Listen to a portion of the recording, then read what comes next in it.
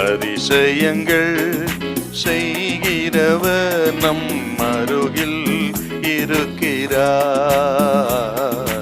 அற்புதங்கள் செய்கிறவர் என்றும் நமக்குள் வசிக்கிறார். நீதிமொழிகள் 17ஆம் அதிகாரம் 3வது வசனம். வெள்ளி குகையும் பொன்னை புடமும் சோதிக்கும், இருதயங்களை சோதிக்கிறவரோ கர்த்தர். வெள்ளியை குகையும் பொன்னை புடமும் சோதிக்கும், இருதயங்களை சோதிக்கிறவரோ கர்த்தர்.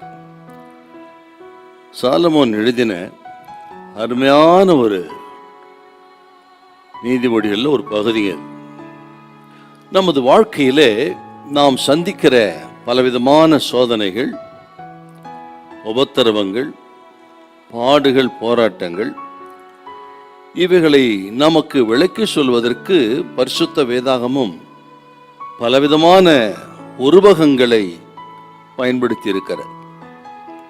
அதில் ஒன்று தான் பொன்னை வெள்ளியை சோதிக்கிற புடமிடுகிற இந்த உலைக்களம்.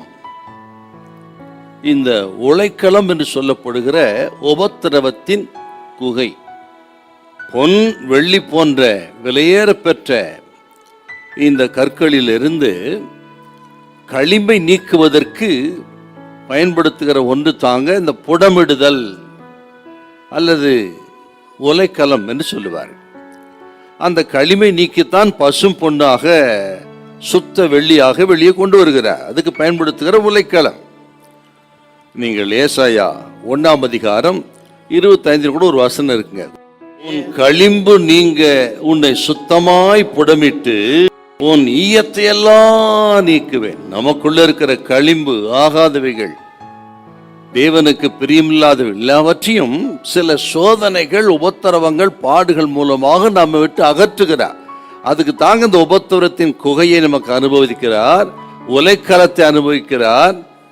இப்படி புடமிடுகிற ஒரு அனுபவத்தை தேவன் நமக்கு அனுமதிக்கிறார். இந்த நேரத்தில் அருமையான கர்த்தருடைய பிள்ளைகளே, பலவிதமான உபத்திரத்தின் குகையில நீ கடந்து போகலாம். நீங்க எதற்காக தேவன் அனுமதிக்கிறார் என்றால், நம்மை சுத்த பொன்னாக மாற்றுவதற்கு, பசும் பொன்னாக மாற்றுவதற்கு நம்மை புடமிடுகிற அனுபவத்தை வழிநடத்துகிறார். விருதாவாக தேவன் நம்மை சோதிக்கிறதில்லை என்பதை மனதில் வைத்து, எத்தனை சோதனைகள், நெருக்கங்கள், போராட்டங்கள் இருந்தாலும் அதை சகித்து கொண்டு ஆண்டவரை நம்பி வாழ பிரயாசப்படுங்கள். இந்த சோதனைக்கு பிறகு, நெருக்கத்துக்கு பிறகு உங்களை சுத்த பொன்னாக கர்த்தர் விளங்க பண்ணுவார். ஹல்லேலூயா, ஹல்லேலூயா.